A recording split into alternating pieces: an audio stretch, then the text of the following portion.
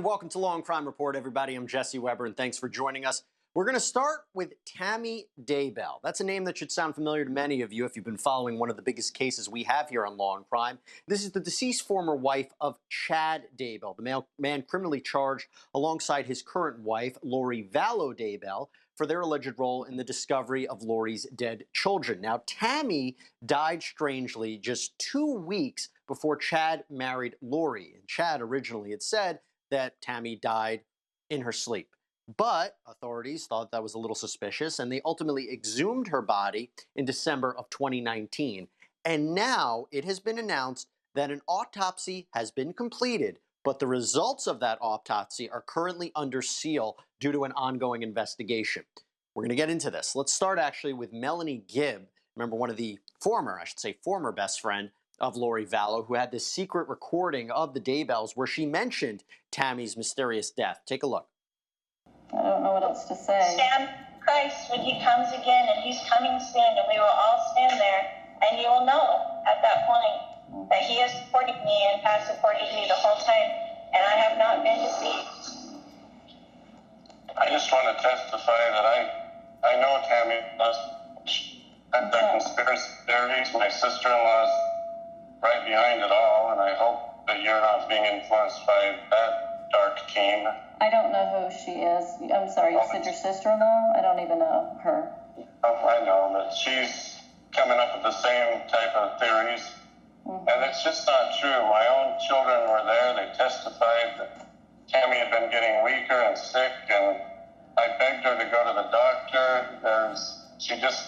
Her heart was failing her. She was physically falling apart, but she hates doctors, and she just passed away.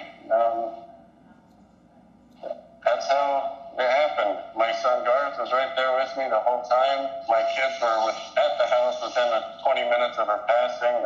There were 2 coroners. They checked her out right there on the bed. All these conspiracy theories just make me sick to my stomach. Just absolutely sick. I know I've been told for years that Tammy would pass away at a young age. I had no idea that Lori would even be a part of my life. I just knew that my life had 2 segments. And that I know Tammy's on a special mission, and she's with my kids. She's visited them. There's so much, Melanie, that you just have to have faith. And this is not some sort of master plan. There's no way Lori and I could have ever come up with this. It's just... You can understand my concern, correct? I can, from an outside perspective, but from someone who knows as much as you know, no, not really. But we can feel Dave's influence on you. I can feel that, for sure. He's a very good man, and he has a very strong foundation, that I know. I know, but he seems to be the one that's putting the doubts in your mind. Okay, let's get into it. Joining me today on Law&Crime Report are criminal defense attorney Gabriela Teresa Gonzalez and Law&Crime legal analyst Matthew Mangino. It's good to see you both. Gigi, I'll start with you. We had the autopsies of Joseph Ryan and Alex Cox. Joseph Ryan, a former husband of Lori Vallow. Alex Cox, the brother of Lori Vallow, died, again, under suspicious circumstances. The autopsy said there was no foul play. Yet the autopsy of Tammy Daybell, they have not said the results, but they have not even indicated at this point that there's no foul play. So again, we don't know all the details of what happened in those other deaths. We don't know the details here, but the investigators could have at least said, oh, there's no foul play. They didn't do that. Does that tell you that maybe someone is responsible for the death of Tammy Daybell and maybe criminally charged?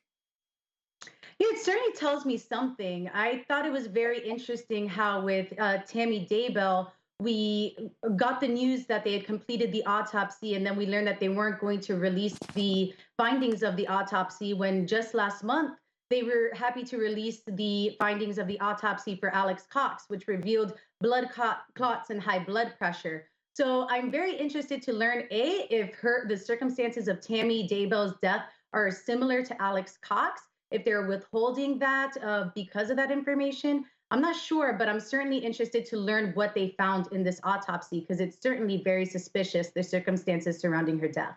Matthew, let me ask you this. The Fremont County prosecutor is now taking over the investigation into Tammy's death. It used to be in the hands of the state attorney general's office. Now the fact that this is now, in the hands of the Fremont County prosecutor, where we know that we know exactly where Chad and Tammy were living when Tammy died. What does that tell you, that they're now taking control of this investigation? And how does that change the case in any way? Well, I think it's indicative of the local prosecutor, examining this case as closely as possible. The circumstances surrounding the whole situation are bizarre, and it doesn't lead one to think that, Tammy may have died at her age of natural causes while sleeping in her bed. And the fact that they brought it now to that county where that death occurred seems to indicate that they're looking at the possibility that there's foul play that resulted in Tammy's death, and you have to kind of piece that together with everything else that we know. We have the strange and untimely death of Cox after he commits the murder. We have the children's bodies found. Certainly there's more to this story than we know at this point. And the prosecutor is going to keep that autopsy and their investigation tight-lipped until they're ready to move forward. Gigi, do you find it odd a little bit that the body was exhumed, Tammy's body exhumed December 2019? Now, 2021 is when they make this announcement that the autopsy has been completed, but the results are not being released. They're being sealed. That seems like a long time. What do you think? Yeah, it's certainly a long time, but let's keep in mind they exhumed the body 2019. I don't believe they even arrested the Daybells until January, February 2020, and then the world stopped. We, had to quarantine. We went into pandemic. So there's a lot of court functions that ended up having to be slowed down or halted due to the pandemic. So in normal circumstances, I would say the length it took to get this autopsy done was, not normal. But with the circumstances of the pandemic, I would say that it's just in line with everything that's been functioning. Now, Matthew, there seems to be, I think a lot of people who are following this case are waiting for everything to drop at once, right? There are people who believe that Lori Vallow and Chad Daybell are all of a sudden one day going to be charged for the murders of Tylee and JJ. And if we recall, we heard in that recording of Rob Wood, the lead prosecutor in their case, discussing with a witness, Summer Shiflett, the idea that Chad and Lori could be charged with conspiracy to commit murder in connection with the deaths of these children. Those charges have not been filed yet. We see now Tammy Daybell, we don't know what's going on. They haven't said that there's no foul play. Is there a coordination between these different departments and saying, hey, we're going to hit these two with all of these charges one day and, at the same day? Is that not going to happen? I mean, walk us through the backstage, these talks between the prosecutors, law enforcement in these different jurisdictions to make this happen, and if it will happen. Well, I think when you look at the totality of the circumstances, it doesn't pass the smell test. But that's not enough to go forward with criminal charges. So there's a lot of unusual, unanswered questions here. But the prosecution, acknowledges that they have to prove their case beyond a reasonable doubt. And while these things may seem related, they may seem almost ironic that all this happened in such a short period of time. But the prosecution has to make sure that they can piece together a case beyond a reasonable doubt in each one of these instances. It's not enough to say, oh, well, look what happened to the children. Oh, look, what happened to Tammy. Look, he got married 2 weeks later. That's not enough. They have to prove each and every element of a case that they would present to a jury. And so I think they need to be very careful, very, very methodical in their investigation, and make sure that they have all the I's dotted, the T's crossed before they move forward. I'll tell you what, let's move on, and we're going to move on to a different case that is kind of eerily similar to the Daybells. We're talking about a father and a stepmother who have been arrested and charged in connection with the death of an 11-year-old boy out of California. Roman Anthony Lopez was reported missing back on January 11, 2020, and officers found him dead in a storage bin in the basement on the same day. Now, the couple faced child abuse and torture charges, and more specifically, Jordan Piper willfully failing to provide food or drink to Anthony, and Lindsey Piper accused of poisoning the boy. We're going to start with the police chief, Joseph Wren, explaining more about this case. Take a look. We arrested two people last night, Jordan Piper and Lindsey Piper. They are the father and stepmother of Roman. They face multiple criminal charges, including child abuse, poisoning, and torture. The Pipers are in jail right now. They will face a judge for their first hearing sometime in the next few days. This is a horrific crime that shocked the community. The death of a child affects us all. Now it's time for the perpetrators to face justice. This morning we want to provide the public with some of the details, but I want to make something very clear. We're not able to give you all of the details because this is still an ongoing investigation, and we are determined not to jeopardize the case. After a thorough investigation of the facts in the case, the El Dorado County District Attorney's Office has decided to file the charges against Jordan Piper and Lindsey Piper, including violations of child abuse, likely to cause great bodily injury or death, the crime of torture. Furthermore, Jordan Piper was charged with a violation of failure to provide for a child, and Lindsey Piper was also charged with a violation of poisoning. The Placerville Police Department and El Dorado County District Attorney's Office would like to thank Roman's loved ones. They never lost confidence in our ability as an investigative team to leave no questions unanswered. Our hearts will ever be with them all. We understand this case brings many questions and emotions within our community, but our commitment to conduct a thorough investigation has never stopped. All right, Gigi, let's start with the biggest criticism of police at this point, and that's that it took over a year from the boy's death to now having these two arrested. Can you explain what the police department's response is and whether or not you think that is a good response? I think it's a good response. You know, a lot of folks think that these investigations happen in 24 hours or even 48 hours. And that's not the reality of this case, especially when you got, a family of 7 potential witnesses. You've got a bunch of forensic evidence. You've got to apply for warrants in order to seize electronic devices, in order to see what the folks were talking about.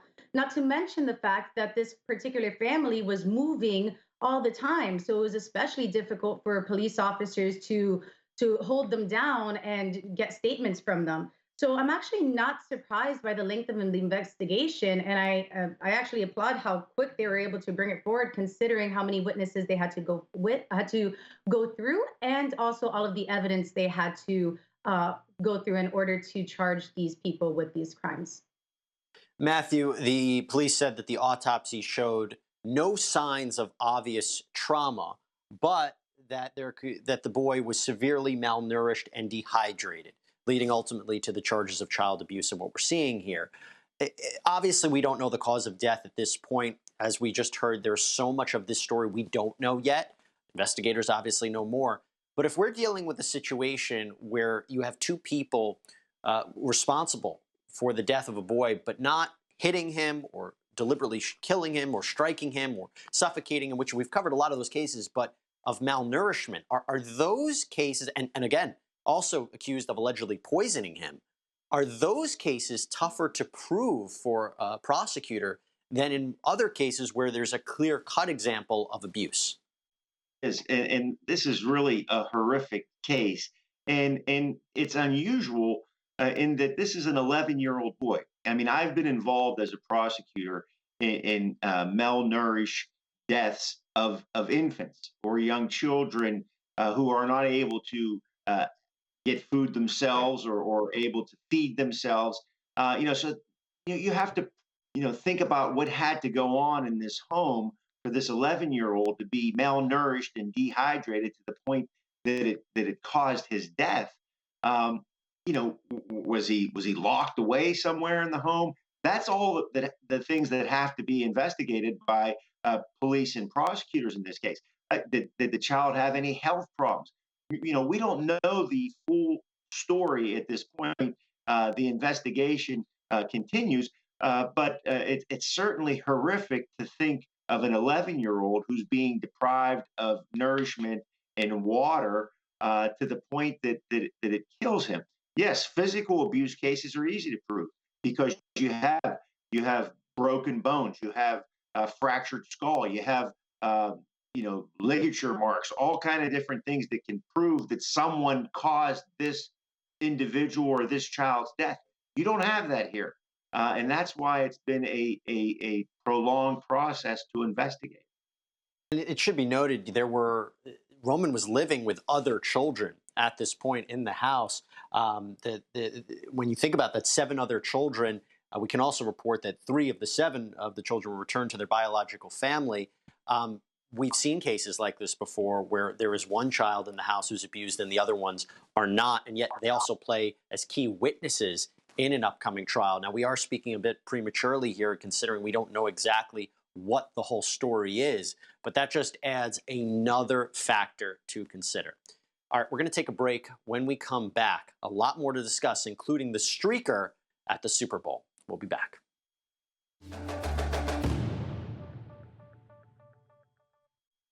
And welcome back, everybody. So let's talk about the Super Bowl. As we were watching the Chiefs and the Bucks battling it out, we also saw something that we didn't really want to see. And of course, I'm talking about the guy who ran naked onto the field, or almost naked. The streaker has been ID'd as Yuri Andrade. And by all accounts, it seems that this was a publicity stunt done for a porn website. Again, sometimes hard to make any of this stuff up. And what's interesting about this is that he has now been charged with a misdemeanor of trespassing. He's posted a $500 cash bond. I want to talk about this. Gigi, I'll start with you. What do you make about the charge that he's facing? And I'm curious, is this serious? The charges that he's facing are the appropriate charges. When we see a Super Bowl streaker like this, I think it shocks the senses. Maybe not Kevin Harlan's senses, but everyone else's. It's a very unusual thing to see. But the truth of the matter is, this person really just committed a misdemeanor trespass offense. He was able to put out the $500 bond, and now, it's going to be hard to get out of this with a not guilty because of all of the media coverage surrounding the events, not to mention the fact that he confessed to the crime on his social media. So this should be an open and shut case. He's not really facing any serious time based on misdemeanor trespassing, though. Well, Matthew, my legal mind was working here. And as I was watching this man's butt cheeks running across the field, I thought about this for a second. I didn't really see a mask, or the mask was falling down. We're living in a situation where, let's say, he presented a danger to the other players on the field, the other people on the field, COVID danger. If God forbid something happens, can he be held accountable? I don't know what's going on with this guy.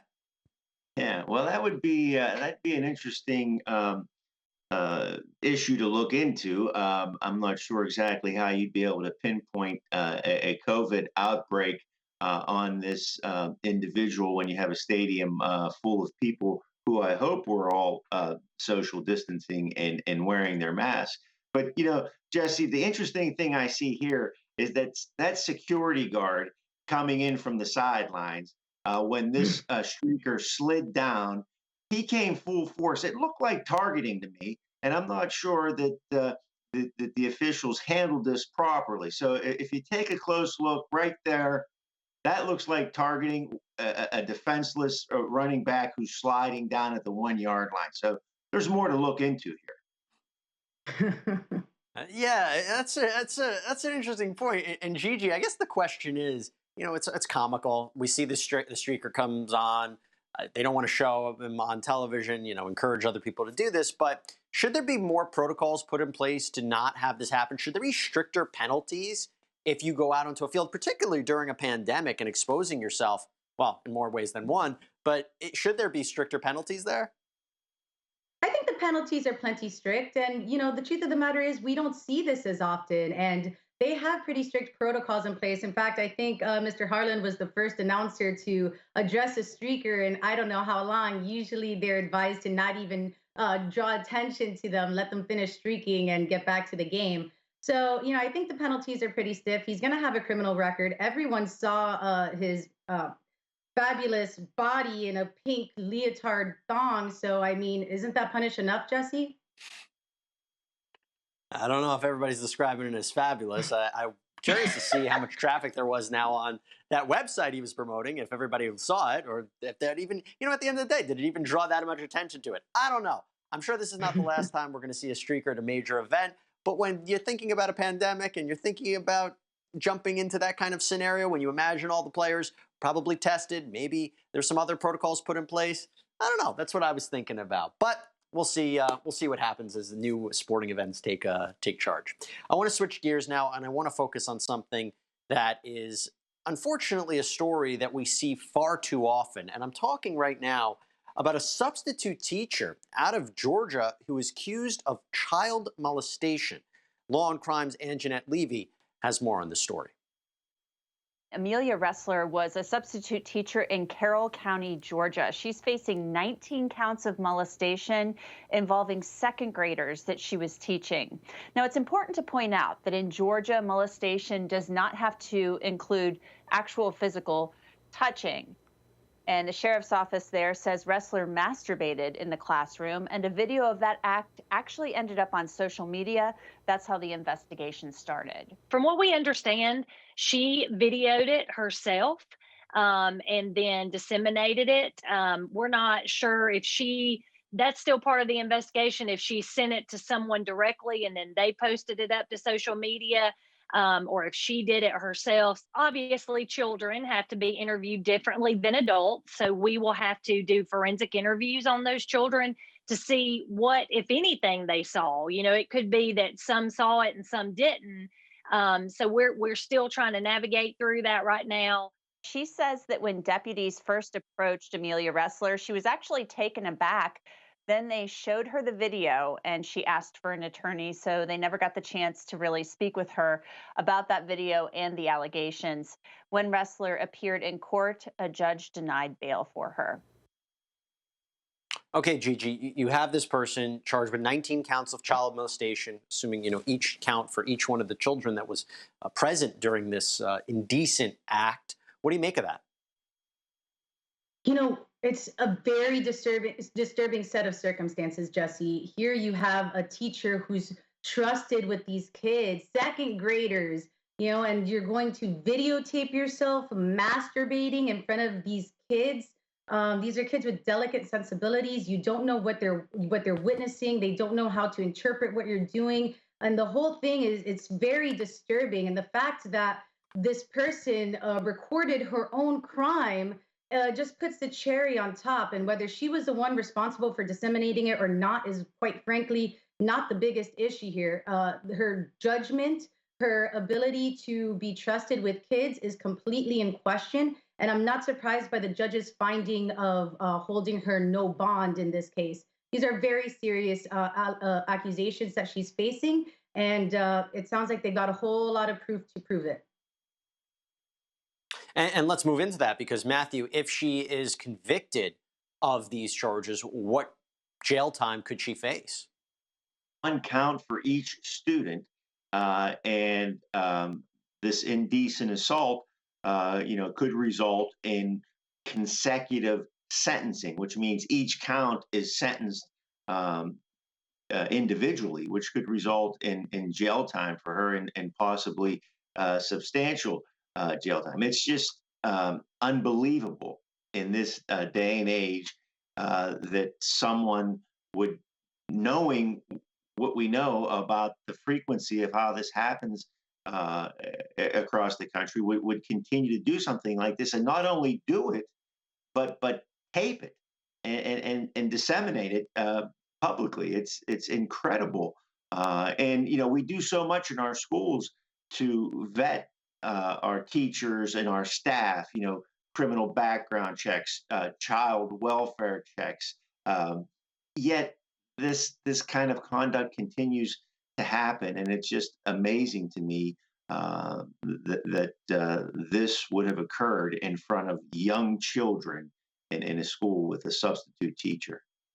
Matthew, I'm glad you brought that up, because Gigi, as I said, we see so many of these cases. Teachers having sex with their children, with their students. We have this situation. I mean, it's constantly in the news. And as Matt said, there is a vetting process, but Is there a fault? Is there something missing in the vetting process? Why do we see these cases happening so often across the country? And is there a way to stop this from happening?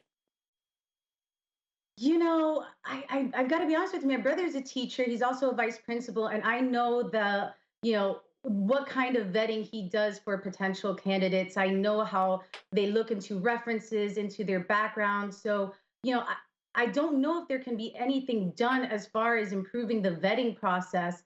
But here you have people who, just abuse the trust and the responsibility that have been bestowed upon them. I don't think that I'd like to think that nobody goes into the teaching profession with the hopes of molesting 19 kids. I think that it becomes a series of poor decisions that lead you into this position. And in which case, how could you possibly vet for that?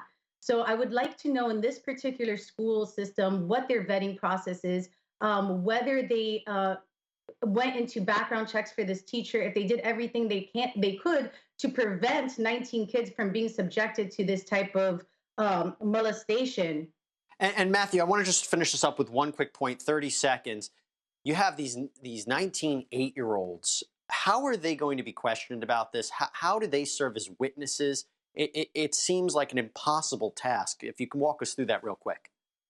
Well, we always want to try to protect child witnesses, particularly in a case like this that involves some sexual conduct. But first, they're going to go through forensic interviews, probably with a child advocacy agency where they can sit down, where people know how to interview young children who've been exposed to something like this, and then evaluate, how they respond to that, and possibly have some protections if they have to testify in person, like closed circuit television or something like that to protect them.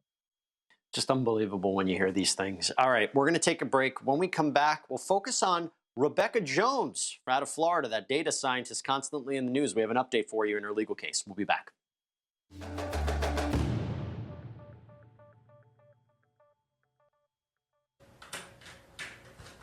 Come outside. Outside. Who else is in the house, ma'am? My 2 children and my husband. Where's your husband at? Calm down. Calm down. You want the children now? Calm them all down. Mr. Jones, come down the stairs. Now! Police, come down now. Search warrant. Bring your Come down the children. stairs. My children! Glenn, hang on. Let me clear behind He you. just pointed a gun at my children! Search warrant. That was the raid on the home of Rebecca Jones, the Florida data scientist who's been criminally charged with illegally operating a government messaging system to criticize the state's COVID-19 response. Well, we have a new update for you, and that's the fact that she has now dropped the lawsuit that she had filed against the police department. She was suing the Florida Department of Law Enforcement for the armed raid, saying that it was unconstitutional what they did. Now, Jones has said that the police did this to her, that she's being prosecuted by the state because she was a whistleblower, that she came forward, spoke out about the government's response and how they were doctoring the numbers and manipulating the COVID-19 numbers, and she came forward, and this is all retaliation. It should be noted that Jones' attorney has indicated that there are a number of reasons why the suit was dropped, but it might come back in the future. Okay, so we have a few things to talk about here. Gigi, I'll start with you. Why do you think the suit was dropped? I mean, you heard the response from her attorney. Walk us through some of the rationale there and if it makes sense to you. Yeah, so they had filed this lawsuit before or as criminal proceedings were being pursued against her. There's a lot of facts that they allege in the civil case that are now moot. For example, the seeking of the return of her seized property. If this remained in civil, the judge would be able to either put in an order or deny the motion granting the return of her seized property. But now that's criminal world. Now that seized property is in the hands of the state. So that particular point is moot. I don't think it's uncommon to see these types of civil cases to be dropped without prejudice when you have the criminal case in action, because you don't want to have these two court cases of similar facts running at the same time. It's easier to resolve the criminal case and then refile with the amended lawsuit that are alleging all of the new facts than to go forward at the same time. Matthew, her attorney has says we can't have a civil suit running side by side when there's a criminal case going on. It would give them the opportunity to get discovery from us to use in their criminal case. So we have to close that off. We have to close off that avenue. You heard what Gigi had to say about that. I'm curious, what do you think about this? I mean, would it really endanger her case in any way to have this civil suit? Because from an outsider's perspective, when you read that headline, you think, oh, maybe she's full of it. Maybe her argument is not true. Maybe she realized her argument's weak. What do you think about it? Well, having a civil case running simultaneously with a criminal case puts a criminal defendant, in jeopardy because, as you mentioned, discovery. They could depose her. They can sit her down and ask her under oath questions about her civil case, which could lead possibly to information that could incriminate her in her criminal case. Because we know in her criminal case, she has no responsibility to testify, and they can't draw any adverse inferences from her not testifying. But in a civil case, she can be deposed, and those questions and those answers, whether made to her in person or responded to in writing, can be used against her in the criminal case, which would otherwise not be available to the prosecution in that criminal case. So it's logical, and frankly, you'd be committing malpractice, frankly, to go forward with this civil case while she is facing criminal charges based on the same essential facts. So I think it's the right thing to do, and you can pick it up once the criminal case is resolved. Gigi, as this criminal case goes forward, let's stick with this, for example.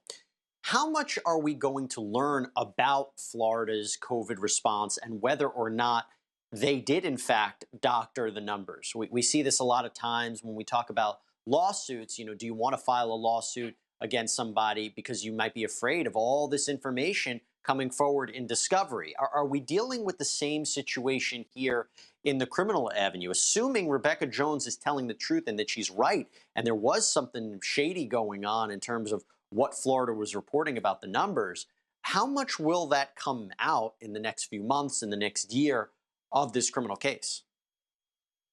Well, let's remember what her defense is. Her defense is, I'm not the one that hacked into the system. I'm not the one that sent out that message.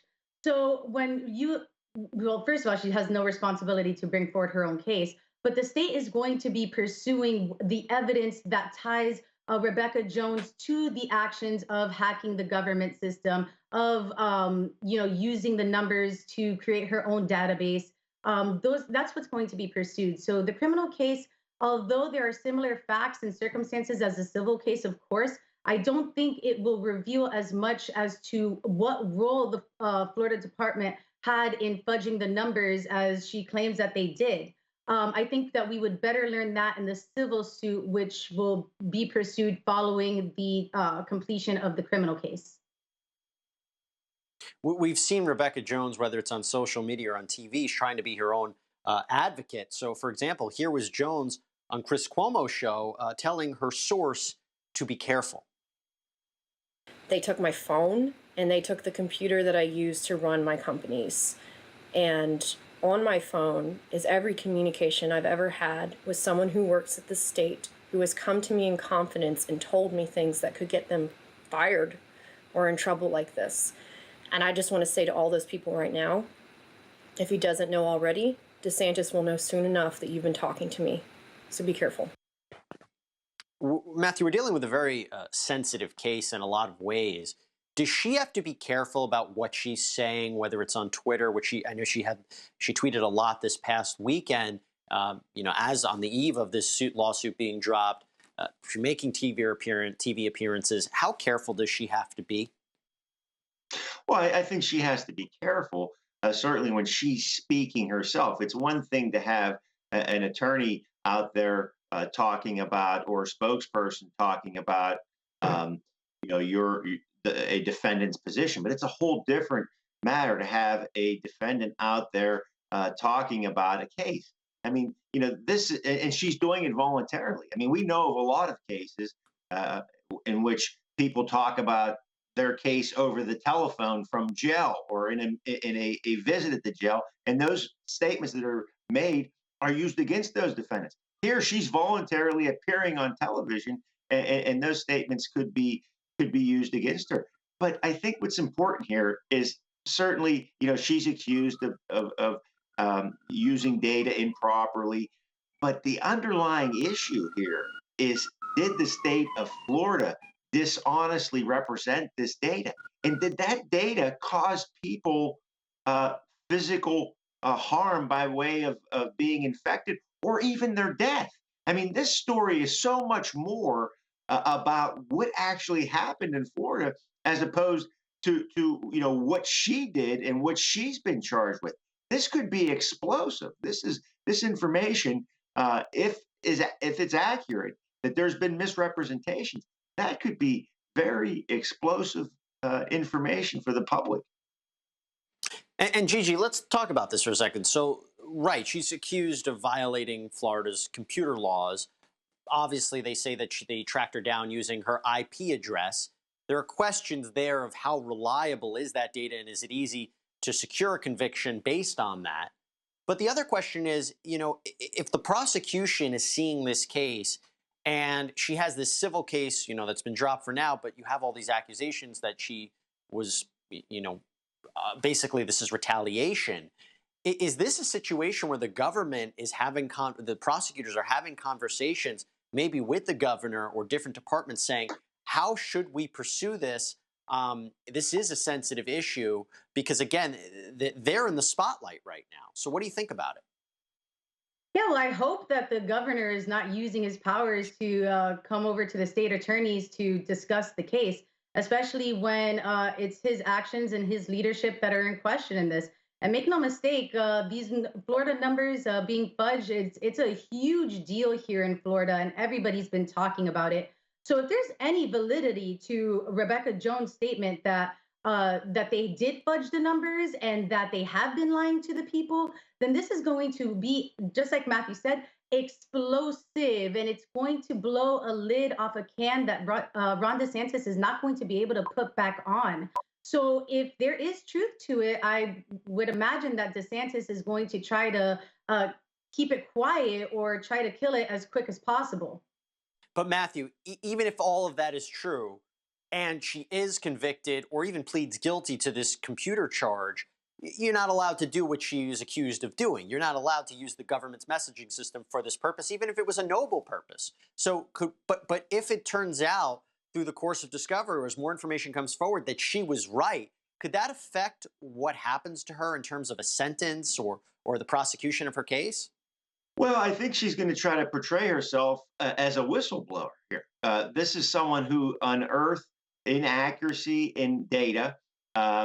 She left her job. She tried to make the public aware of it after she left her job. I mean, if in fact what she has suggested is true, and that the numbers were being manipulated in some way to protect the state of Florida or make the state of Florida look better for purposes of tourism and other things, and that people's lives were at risk or lives were lost, I think she's going to be a very sympathetic figure in front of any jury. So ultimately, the state, has their hands full here. And I think the prosecution certainly isn't going to be reaching out to the governor, and the governor shouldn't be reaching out to the prosecution in this case, because that would be very troubling in this prosecution. Yeah, it would be. And it'll be interesting to see how her case ultimately plays out in the time to come. And you mentioned, Gigi, that all eyes on Florida are on that, all eyes on the country are on it as well. We're going to take a break. When we come back, we're going to talk about a disturbing case out of Oakland, California, about a 91-year-old shoved on the floor. Really, really sad. We'll be back.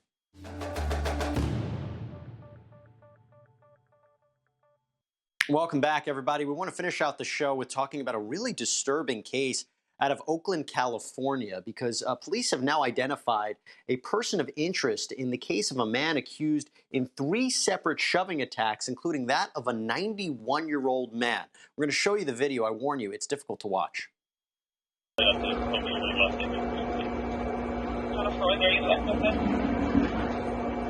So local reporting indicates that this person of interest is 28-year-old Yahya Muslim. And it should be noted that the Oakland police said in a statement that this investigation is in its early stages. Investigators are working hard to forward this case to the DEA's office for review and charging. Gigi, I start with you. What do you think? This is a pretty disturbing case. Here you have a sensitive victim, a 90-year-old man who was brutally shoved for absolutely no reason on the street, as we saw on the video that captured the event. If Mr. Yahya Muslim did in fact commit this crime, then he's going to be facing some serious battery charges, assault charges, and enhancements due to the elderly victim's circumstances, which is his age. And what makes this even more just really, really frightening is the fact that Muslim was in custody for a different case. And what was he in custody for? For an unrelated elder abuse case. Matt, if this is true, he's the one who did this, or at least the person of interest. I mean, here's what's interesting. You're seeing a pattern here, are we not? What do you think about that? Well, certainly. You have these prior bad acts. He's been convicted of elder abuse. We have this particular very ugly videotape of a man pushing this elderly person down. There's 2 other cases that are being investigated. So we certainly have a pattern. We certainly have a modus operandi. Here's a guy who's out randomly physically assaulting elderly people. And the next question is this race related? Is this because these particular elderly people are Asian? Does it have anything to do with the Chinese flu, as we had a leader of this country talking about for months, that could in some way have something to do with the motivation in this case? So it's going to be an interesting investigation, and to ultimately find out what the motive is and who's responsible. Yeah, I mean, that could definitely be what's going on here, presuming he is the person who did this. But Gigi, we've also seen these cases of shoving attacks throughout the country. We've saw a shoving attack of Rick Moranis in New York City. I know you're not a psychologist, and I'm not one either. But you've handled a number of different cases, and you've seen a number of different cases. What is the motivation behind shoving attacks? These seem random encounters on the street. What is going on there? What goes behind someone's motivation to do that? Yeah, I've seen a couple of them in my practice, and both of them had to do with mental illnesses. And I think Matthew hit across a really good point that, maybe xenophobia is in play here. You have a victim, multiple victims in a specific area of a specific ethnicity who were shoved in a similar manner. Could this person have been motivated by the racist remarks that have been stoked over the past few months against the Asian community? Possibly. Or maybe this person is just seriously mentally disturbed, but I very rarely see a random person just shove somebody out of nowhere for no reason. And the question becomes, Matthew, we have about a minute left. This suspect who was arrested, what happens next in terms of his defense counsel? What do they have to do? Well, ultimately, you're going to take a close look at these, at least this videotape, and try to piece together if there are any other witnesses, if there's somebody who can specifically identify this person. Obviously, they have some evidence because he's a person of interest. He's been picked up on a violation of his parole or probation, whatever it might be, and he's being detained pending that. Right. So ultimately, there's going to be some further investigation. You're going to obviously this 91-year-old. And I should tell everybody that the latest news is the fact that this man was charged. He was arrested and charged with assault, battery, elder abuse, and a special allegation of offenses while out on bail. He's facing some serious charges here, and rightfully so. Matthew, Gigi, I appreciate you taking the time. Everyone out there, thanks for joining us. We'll be back tomorrow, 12 p.m. Eastern. See you then.